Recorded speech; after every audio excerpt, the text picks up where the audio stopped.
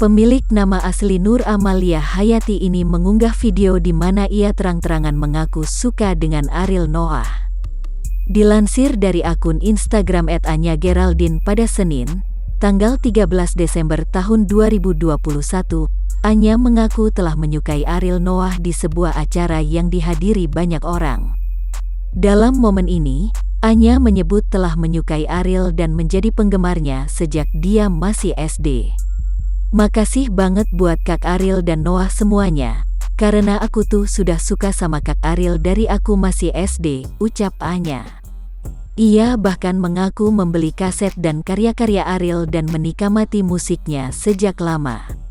"Aku dulu beli segala macam kaset-kasetnya pakai Walkman di kaset, gitu Kak Ariel," ungkap Anya. "Jadi aku bersyukur banget bisa diundang Kak Ariel, bisa lihat Kak Ariel langsung dari sini," lanjutnya. Melihat hal ini, Ariel Noah pun meninggalkan komentar di unggahan Anya itu. "Terima kasih Anya sudah mau hadir," tulis Ariel Noah.